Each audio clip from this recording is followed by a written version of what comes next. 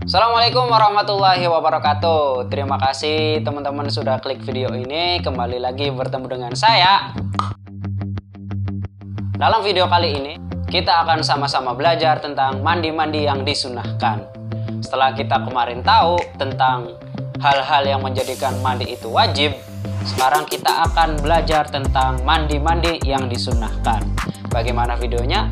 Selamat menyaksikan. Tonton sampai selesai ya.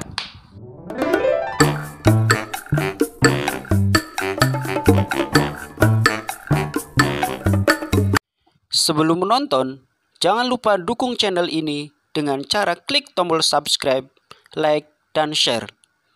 Aktifkan lonceng notifikasinya juga. Terima kasih. Mandi-mandi yang disunahkan itu ada banyak. Yang pertama, disunahkan mandi sebelum berangkat sholat Jumat atau mandi Jumat. Dimana dalam mazhab Syafi'i ini hukumnya disunahkan. Sedangkan mazhab Imam Abu Hanifah itu mewajibkan mandi sholat Jumat. Jadi kalau kita ya bebas mau mandi terserah, mau enggak ya nggak apa-apa, cuma kadar kesunahan. Tapi kalau kita mengikuti mazhab Imam Abu Hanifah, maka mandi Jumat itu menjadi wajib. Awal kesunahan dari mandi sholat Jumat adalah setelah terbitnya fajar sampai waktu sholat Jumat itu dilaksanakan. Sedangkan menurut mazhab-mazhab lain, sunnahnya mandi Jumat ini adalah sebelum berangkat untuk sholat Jumat. Jadi kalau menurut Imam Syafi'i, kalau sudah masuk waktu fajar hari Jumat, itu udah disunahkan untuk mandi sholat Jumat. Tapi menurut mazhab selain Imam Syafi'i, kesunahannya itu adalah saat mau berangkat sholat Jumat. Kemudian disunahkan mandi juga yaitu adalah karena hari raya, baik hari raya Idul Fitri maupun hari raya Idul Adha. Mandi pada hari raya ini adalah untuk menghormati hari rayanya, bukan untuk melaksanakan sholat hari rayanya. Sehingga kesunahan dalam mandi hari raya ini tidak terkhusus pada orang yang ingin berangkat sholat id saja, tetapi bagi semuanya, baik orang yang sedang haid, orang yang tidak berangkat sholat id, pokoknya semua. Karena apa? Karena hari raya itu untuk menunjukkan kebahagiaan.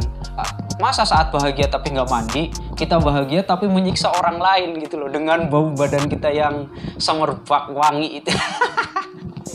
Dan sudah mendapatkan kesunahan untuk mandi hari raya itu ketika sudah setengah malam pada hari raya. Jadi besok nih hari raya, tengah malam nanti itu udah disunahkan.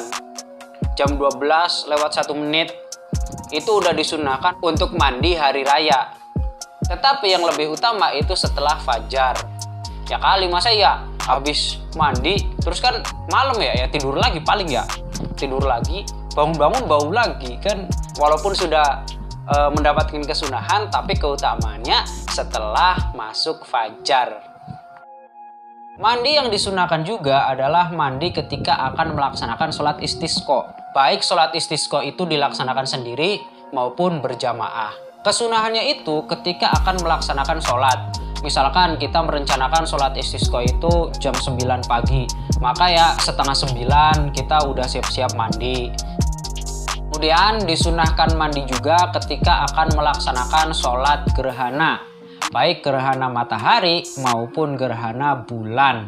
Jadi ketika kita melihat gerhana, misalkan kita lagi jalan-jalan nih, siang-siang mau nongkrong misalkan kayak gitu, terus melihat lagi nyeruput kopi, seruput. Enak gitu kan. Tiba-tiba ngelihat, twing. Lah, kok gelap? Lah, kok gelap? Oh, ada gerhana. Langsung pulang mandi. Saya niat mau sholat gerhana. Niati sunnah karena ingin melaksanakan sholat gerhana. Atau misalkan pada malam hari kita lagi ngopi terus ya, enak sih ngopi. Kita lagi ngopi ternyata ngelihat bulan, twing. Lah, kok gelap? Oh, ternyata gerhana. Langsung kita siap-siap mandi. Kemudian melaksanakan sholat gerhana. Kayak gitu. Mandi sholat gerhana ini disunahkan ketika melihat gerhana dan berakhir ketika gerhana itu hilang. Jadi mandinya jangan lama-lama, mandinya cukup niat kesunahan aja, jangan langsung berendam di bak. Kan kasihan baknya kan. Disunahkan mandi juga setelah kita memandikan jenazah.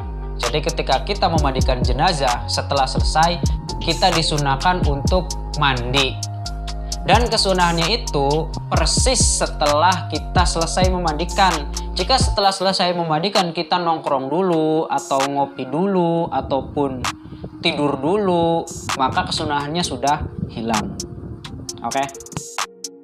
Disunahkan mandi juga bagi orang yang baru masuk Islam. Orang yang baru masuk Islam itu disunahkan untuk mandi. Itu pun jika saat dia belum masuk Islam, dia itu belum pernah junub dan juga belum pernah haid. Dalam artian belum pernah mempunyai hadas besar.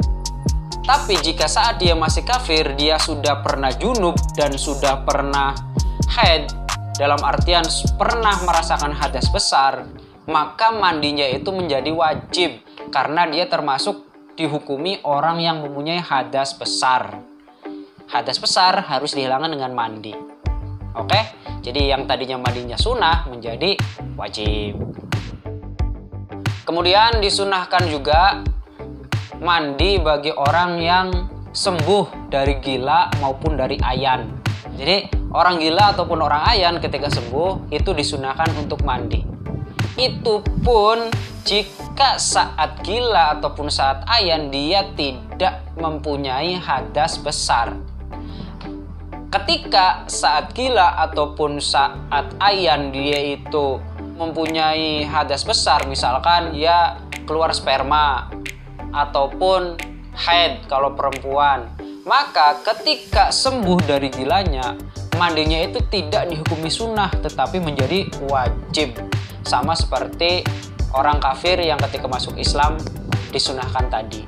Dan hal-hal yang menjadikan mandi itu disunahkan itu masih banyak. Seperti itu contohnya ketika kita mau tawaf, ketika kita mau ihram, ketika kita mau wukuf, ketika kita mau masuk Mekah, ketika kita mau melempar jumroh. Banyak hal-hal yang menjadikan mandi itu disunahkan. Sehingga teman-teman, semoga apa yang disampaikan dalam video ini bisa bermanfaat. Baik, demikian video kali ini. Tunggu video-video selanjutnya. Assalamualaikum warahmatullahi wabarakatuh.